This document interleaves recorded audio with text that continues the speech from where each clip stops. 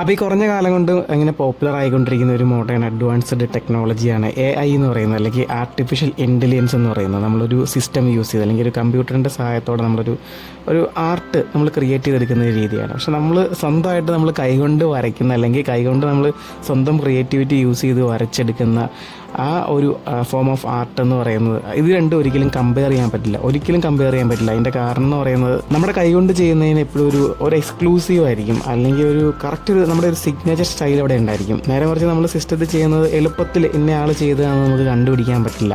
മനസ്സിലായില്ലേ? പറഞ്ഞാൽ എങ്ങനെയൊന്നും മനസ്സിലാവുന്നില്ല. അപ്പോൾ അതാണ് ശരിക്കും നമ്മുടെ ഒരു സ്വന്തം ക്രിയേറ്റിവിറ്റി യൂസ് ചെയ്ത് നമ്മളൊരു പേപ്പറിൽ വരയ്ക്കുന്ന ചെറിയൊരു ഡിസൈൻ ആണെങ്കിൽ പോലും അതെപ്പോഴും നമുക്കൊരു ഡിഫറെൻറ്റ് ലുക്ക് തന്നെ സമ്മാനിക്കും. അപ്പം നമ്മൾ ശരിക്കും പറഞ്ഞാൽ ടെക്നോളജീനെ കുറ്റം പറയുന്നതല്ല, കാരണം ഒരു കാലത്തിനനുസരിച്ച് ഇതൊക്കെ ഡെവലപ്പായി വന്നുകൊണ്ടിരിക്കുന്ന ഒരു സംഭവം തന്നെയാണ്. പക്ഷേ ഇതിൻ്റെ എല്ലാം ബേസ്മെൻറ്റ് എന്ന് പറയുന്നത് നമ്മളിപ്പോൾ സംസാരിച്ചൊരു കാര്യം തന്നെയാണ്. ആ ഒരു ബേസ്മെൻറ്റ് ഇല്ലെങ്കിൽ ഒരു പക്ഷേ നമ്മൾ ചിലപ്പം ടെക്നോളജിയുടെ മുന്നിൽ നമ്മൾ തോറ്റു കൊടുക്കേണ്ടി വരും.